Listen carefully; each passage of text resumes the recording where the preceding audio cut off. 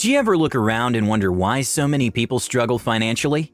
Most people have some form of education, and many work full-time jobs, yet they still complain that they never have any money left at the end of the month.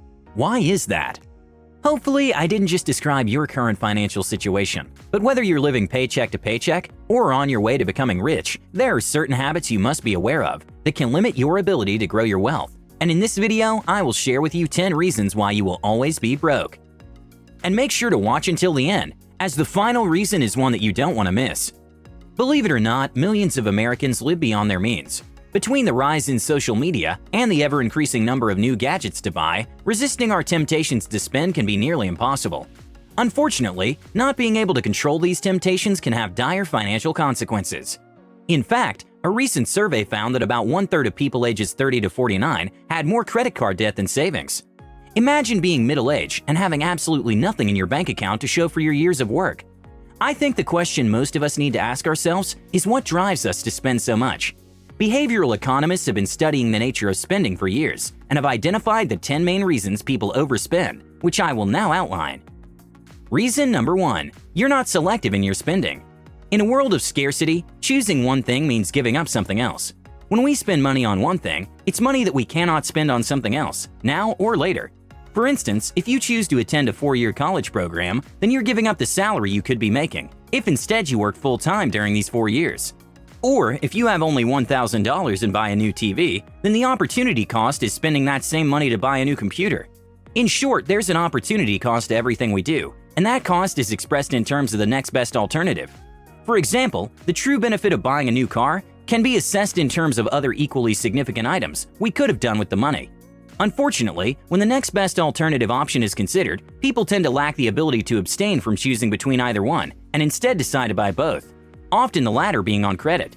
So in the example I just provided, the same person would not only buy the new TV with the $1,000 he had, but would then charge the new computer to their credit card, causing them to overspend to satisfy the temptation to have both devices. As this behavior becomes more routine, the overspending only gets worse, making your chances of building wealth slim to none. Reason number 2. You don't see the bigger picture. Have you ever been gifted money for clothes or to put towards a new phone, and while you're drowning in debt, you still use that money for its intended purpose? You see, most of us perform mental accounting by dividing our money into separate mental accounts, such as accounts for food, clothes, rent, school supplies, and play money. And when done right, we spend based on the dollar values we attribute to these categories. In short, we only consider the opportunity cost within a specific account without looking at the bigger picture. For example, you may have a line of credit with $5,000 outstanding that you should put your gift money towards, but because it was gifted with the intention of being used for a new phone or outfit, you have mentally tagged that money into its respective account and will choose not to use it for more beneficial purposes. Instead, you should be looking at your finances using a holistic perspective. When you have a cash inflow, assess where the money will be best put to use, rather than allocating it using mental accounting. Reason number 3. You overspend on special occasions. Have you ever been on a diet and decided that just for one night you would break your diet to celebrate a special occasion? It could be your birthday, a holiday, or just a random Friday night. And while it feels good to indulge from time to time, unfortunately those calories still count. Well, the same phenomenon takes place when it comes to spending. We tend to overspend on special occasions, birthdays or Christmas, because we don't keep track of just how many of them we have. Consequently, we end up spending over our normal budget. Failure to incorporate an exceptional purchase into our budget as one in a series of special purchases can encourage overspending. Luckily, you can budget for infrequent expenses by creating special savings accounts, earmarked specifically, say, for birthdays, so that you don't hinder your savings progress by enjoying yourself from time to time. Reason number 4. You overvalue present pleasure. Present bias occurs when individuals place extra weight on more immediate rewards than those in the future. For example, my future self may want to buy a home, but my present self wants to splurge on a tropical vacation. While it often seems illogical to be giving up the potential for large future rewards in exchange for momentary pleasures, the reality is that the further into the future the reward is, the harder it is to keep its value in mind. In fact, this is the reason most people fail to put away the money required to fund their retirements. While most people could be millionaires in their retirement years by investing consistently from an early age, they instead succumb to spending on $8 coffees and the newest iPhone. In essence, the more we disregard our long-term interests in favor of immediate gratification, the more likely we will be to have an overspending problem, which is why you should write down your short, medium, and long-term financial goals and review them daily so that you can keep those longer-term rewards at the forefront of your mind. Reason number 5. The ease of credit card spending. In addition to the present bias that makes us overvalue our current spending versus future rewards, the use of credit cards to pay also increases the potential for overspending. You've probably experienced it yourself, that it's much easier to swipe your credit card to pay for something than it is to open your wallet and pull out cash, and this phenomenon has been researched extensively. In fact, a 2001 study found that shoppers who rely on credit cards as their form of payment, compared to those who only pay with cash, spend 100% more, hence making overspending that much easier. And this makes sense. When you pay with cash, you can literally see your funds diminishing, whereas paying with credit doesn't cause the same emotions to resonate. So if you want to spend less, take out the cash you want to spend every month, and once that amount is gone, you must wait until the following month to make any of your desired purchases. Reason number 6. You don't believe in yourself. What you believe about this statement will determine if it's true. If you believe you're always going to be broke, you're probably right. And guess what? What you believe has a direct influence on what you do. So if you believe you're always going to be broke, you're probably not actively seeking ways to get ahead. Luckily, your attitude is something you have control over, and when that is paired with positive action, then achieving financial success is well within the realm of possibilities. Take Elon Musk as an example. Most people doubted that he would be able to build his own aerospace company, but the business magnate has been able to not only build SpaceX to the size it is today, but has also sent his own rockets into space, proving all those non-believers wrong. So when it comes to you and your money, believe in yourself. If you're in debt, start making payments to lower your balance. If you've been putting off investing for retirement, then set up a 401k at work. Believe and act towards success, and I promise you will achieve it.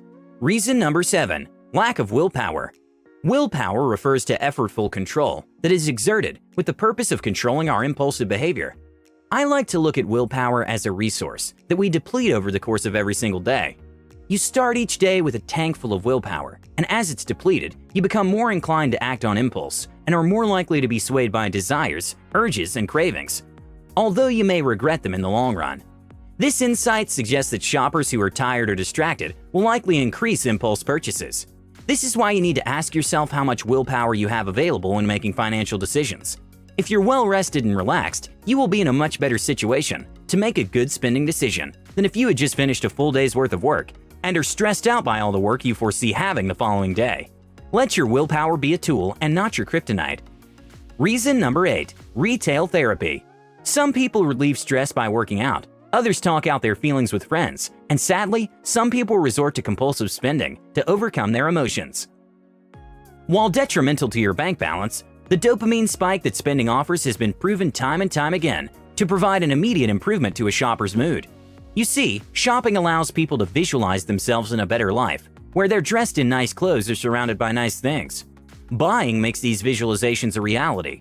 There's no doubt that this form of therapy works, which is why so many people partake in this behavior. In fact, a 2016 survey found that 96% of adults and 95% of teens participate in retail therapy, making spending a mood-enhancing tool used by just about everyone. Reason number 9. Shopping addiction. Beyond periodic retail therapy lies the potential for developing a real shopping addiction. A shopping addiction is characterized as an impulse control disorder, and about 6% of the population could be considered compulsive buyers. Now, a person cannot be classified as either a compulsive buyer or not. This disorder exists along a continuum. In reality, there are excessive shoppers and then there are compulsive shoppers. They buy things they do not need and often cannot afford, and place their work, their families, and their mental health in jeopardy. Some of those people who end up in bankruptcy are binge buyers, suffering from a disease similar to alcoholism. The most effective first step for treatment is to identify why and how your shopping initially became a problem. Experts suggest starting a journal to keep track of your triggers, which is the first step in tackling this overspending issue. Reason number 10. You justify your unnecessary spending.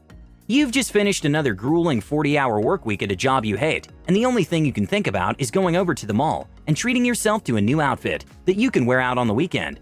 Does this sound like you? I hope not, but unfortunately, this is the mindset that many people have.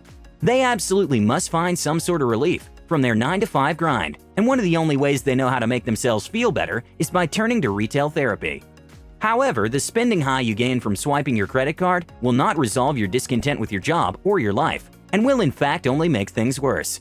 Therefore, if you want to ditch the broke mindset, then stop justifying unnecessary purchases and start putting that hard-earned money to work so that you can make strides in your path towards financial success. Thank you guys so much for watching. Give us a big thumbs up and subscribe. With that said, I'll see you in the next one.